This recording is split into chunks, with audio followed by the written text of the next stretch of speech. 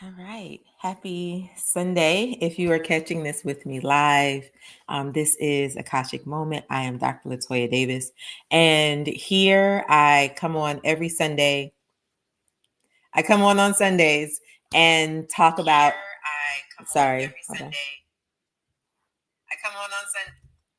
Sorry. This time I was actually prepared and I got my other video together. But I hop on every Sunday and we talk about the Akashic Records. And this is an opportunity for you to ask me questions. So when you join, feel free to, one, let me know that you're here. Say, hey, I would love to say hi back. If you are catching this on the replay, that's okay too. You can still ask me a question and I will come back and answer your question later. So, have you ever met someone and felt instantly connected to them? Right? You were like, I can't explain it. I just know that me and this person have a bond, have a connection, and it feels almost like you couldn't help but kind of lean into that feeling, into that knowing, right? And or you are in a family, right? You're looking at your sisters and your brothers and your cousins, and you're like, I don't know, I don't really feel like I belong here, right? There's something happening here. So there is a difference between our soul family and our ancestral lineage. And oftentimes we conflate the two. And I am here to talk about the difference, right? And how understanding the difference can help you to kind of move through life, can help you to heal, release, to understand a lot of different patterns and things that are coming up for you. I feel like there is a delay between my audio and the words that are coming out of my mouth. So give me a second.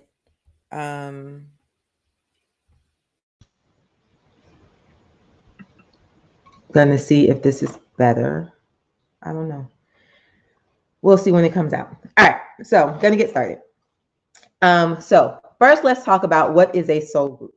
So when we are talking about the Akashic Records, understanding that the Akashic Records are the library of every past, present, and future possibility, right? And because of this, we are looking at ourselves when we're accessing the Akashic Record through the soul level lens. But what do I even mean by soul level, right? This is that idea that you as a person have continued to reincarnate and appear over and over in time, right? So this isn't my first time here. I've been here many, many, many times, right? So that is this aspect of me. My soul is ever evolving, continuing to come back. And each time I come back, I'm just kind of adding on to the layers and the levels.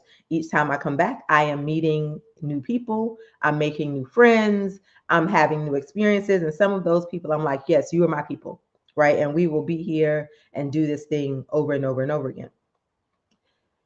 So there are soul groups that occur just because as souls, my soul, this person's soul, that person's soul, we have agreed, we have come into agreement that we are that connected and committed to each other, that we have agreed that we will kind of come back and continue to do certain things again.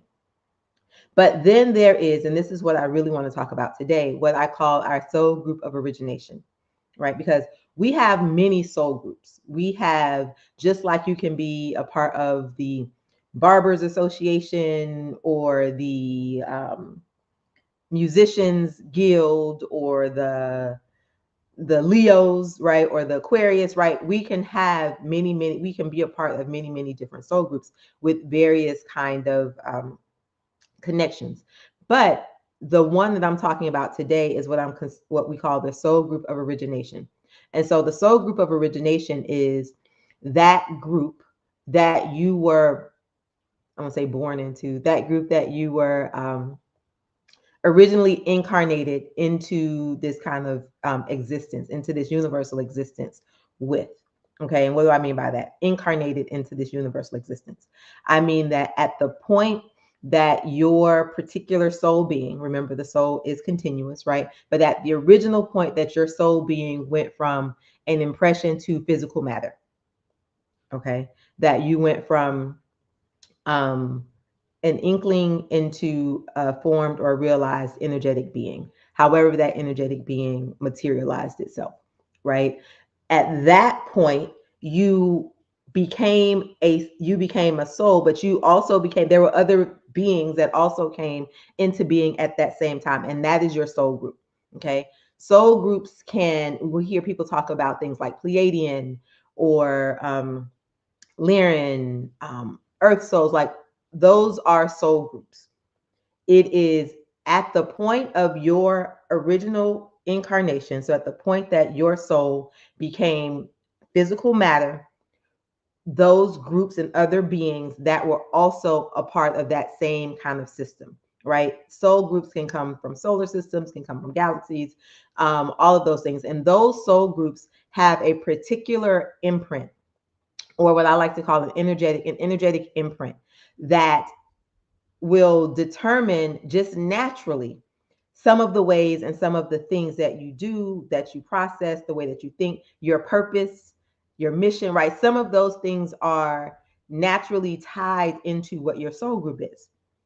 All right. Now, I'm going to come back to that. But now, on the flip side of that, when we're talking about ancestral lineage, and sorry, y'all, my voice is kind of going.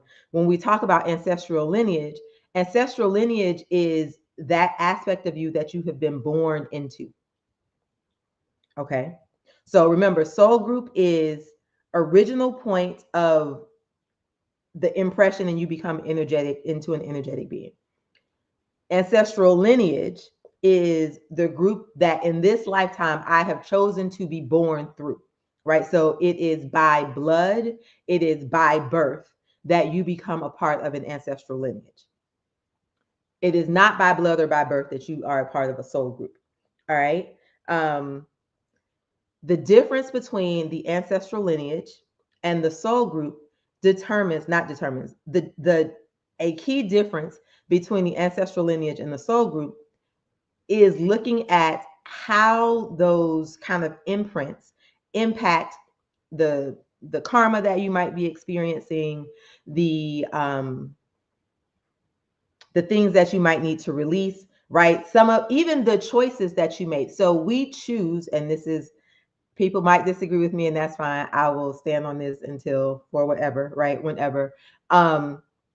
We choose to be born into a particular ancestral lineage, right? So before my soul came and decided to incarnate into this lifetime, I was like, that Mickens Davis family seems like they are a perfect match for the lessons I want to learn, for some of the experiences that I want to have, the contributions that I want to make. That lineage looks perfect for me. And I am choosing as a soul to be born into that lineage. All right. That's ancestral lineage. Soul group had nothing to do with us. It was source, and source, however you perceive source to be, right? At your point of incarnation was like, and you will go out and do these things, right? You will be created on this planet, or you will be created to seed earth, right? And so, and then we just continue to live out that particular thing. So now that's kind of the big picture differentiator between soul group and ancestral lineage. I have notes. I'm gonna come to my notes now. Hey everybody, if you are joining, go ahead and hit the like button. Let me know that you are here. I actually finally have it today so that I can see my comments. If you have questions, feel free to drop the questions in the chat and I will get to those questions. All right, so signs that you've met someone in your soul group. Okay, I mentioned at the beginning, it's kind of like there's this instant kismet, right? You're like, I can't explain it. I don't know what it, but I know that I am naturally attracted to this person, or I am naturally drawn to this person. So a soul group, we can have had many incarnations with someone in our soul group or in our soul groups, because remember, there can be multiple soul groups, right?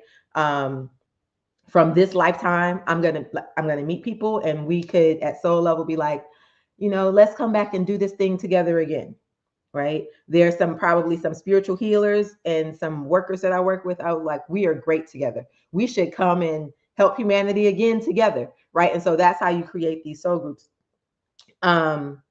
Your soul groups can be and this is a whole nother bigger topic, so I'm not going to go into this, but people in your soul group can be family, can be can be friends, can be teachers, can be romantic partners, right? Even family can be a part of your soul group. So you can have someone that is in your soul group and as a part of your ancestral lineage, right? I always use my daughters as an example of this because they are a part of the same soul group and they continue to incarnate into the same ancestral lineage, right? That is the choice that they've made. But at any point, they can decide to not incarnate into the same ancestral lineage, right? It doesn't change the fact that they will still be a part of the same soul group, but at any point, the ancestral lineage can change. Now, I get the most pushback around this idea of ancestral lineage, particularly for people who are that look like me, who are Black, right? I get it. And particularly for people who are in African traditional religious systems. Also get it, done it, been there, right? All of the things. So I understand it. And the idea for us with ancestral lineage is that we continue to come back through the same lineage, right? We continue to come back through the same lineage, and we can, but it's a choice. Okay, so that's just the thing that I want us to be clear about. In my next lifetime, I can choose a different family to incarnate into, right? And why would I choose a different family? Because in that next lifetime, I might say, you know what? In this lifetime, I did an amazing job of healing that particular lineage of a particular sickness. Or, oh, I did the work in that lineage and I broke alcoholism in that lineage, right? And let's say my soul's fight is to kind of help people work through addiction. So now it doesn't make sense for me to incarnate into that line again because the decisions and the things that I need at soul level will not be filled in that particular ancestral lineage. So now I'm going to look for a different lineage that I can still fulfill my purpose, still fulfill my mission, that is aligned with the lessons and the things that I want to learn. And I am going to choose to incarnate into that particular lineage. Okay, that's just one example of kind of how that can play out. So how can you use the Akashic Records to kind of help you understand soul groups, things that you can clear and work through at soul level versus those things that are at ancestral level? I think it's important. This is coming through right now, so let me talk about this. We can romanticize the impact of someone being a part of our soul group. I'm just going to use the idea of a soulmate in general, right? We can romanticize this as, oh my gosh, this is the best thing. Oh, we felt so kismet in the beginning. We are just like, we're clicking. And people who can kind of be in the spiritual walk and spiritual journey will be like, well, no, I can't disassociate myself, or I can't make these choices because we are a part of the same soul family. And I'm here to say that the larger thing that you should be asking or getting to understand is, why is this person showing up for me in this moment, in this lifetime? Right? Because as someone in your soul group, they could have made the agreement with you to teach you a lesson that is hard. They could have made the agreement to give you experiences that would cause you to grow, that would push you, that would make you take a stand, that would make you value yourself. Like, you don't know why that particular person is in your life in that moment. So don't inflate or conflate that because they're a part of my soul group, that they must be good, that we must have this amazing relationship, that all things are going to be gravy, because you don't know the reason that that particular person has agreed to show up with you again in this lifetime. So in the Akashic Records, one of the things that you can do to understand kind of these relationships is ask, why is this person here in this lifetime with me? Right? So one, you can identify, is this person a part of my soul group? You can ask that, right? And then if you get a yes, let's not stop there, because just because someone is a part of your soul group doesn't mean that in this lifetime that relationship is meant to be the bee's knees. What does that phrase even mean? I don't know. But so once you find that out, then you ask, what are they, what am I meant to learn from them in this lifetime? Okay. So that's the key. I'm going to give you that one for soul group, and now I'm going to look at ancestral lineage. You can ask, with regard to your ancestral lineage, is there an ancestral karmic debt that I am carrying out? So what do I mean by that? I mean that sometimes we can be experiencing things in our life that are not necessarily ours, right? I could be, I'm going to say, paying for the choices that generations before me have made.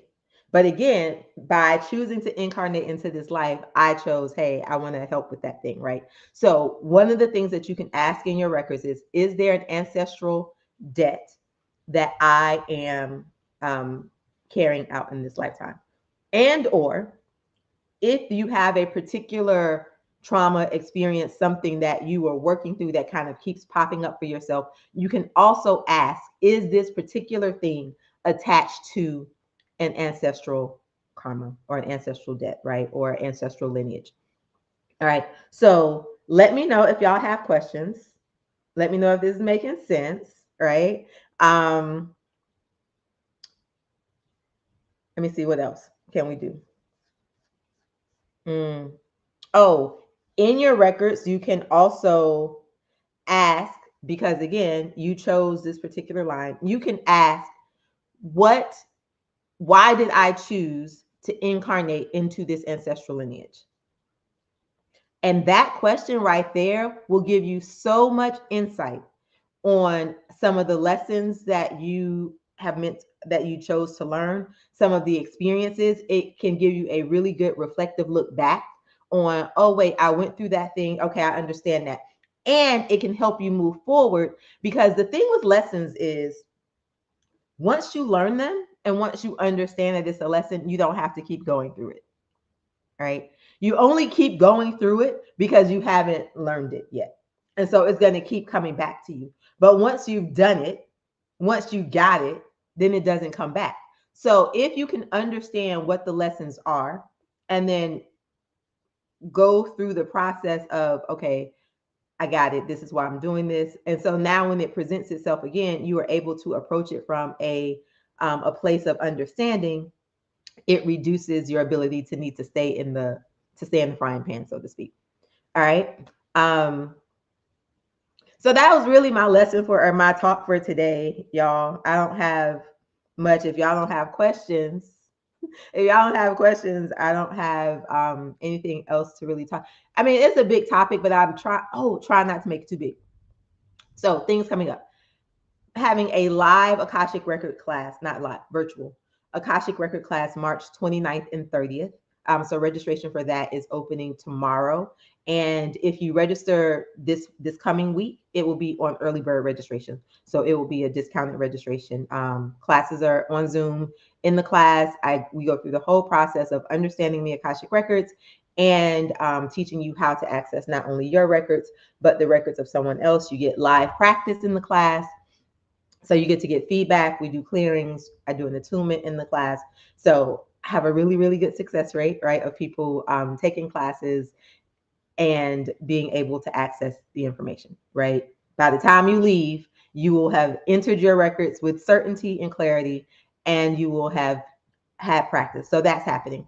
As always, we have books that you can purchase. And my Ancestor series, Path to the Ancestors, is also launching at the end of this month. And I have a lot of good stuff coming up with the Path to the Ancestors. So I'm really, really excited about that one. And that is helping you to, one, build a connection and release. So I am all about releasing trauma, like really understanding where we have patterns, where we are operating in things that are not our own, be it a program, be it a conditioning, be it a limiting belief, whatever that thing is, I want to help us find it, eradicate it, and let it go. So everything that I put out really is kind of tied to that. So Path to the Ancestors, yes, it's about creating ancestral connection, but it is more about healing, releasing, and creating elevation, right? And then gathering the ancestors to use them as a point of, as a resource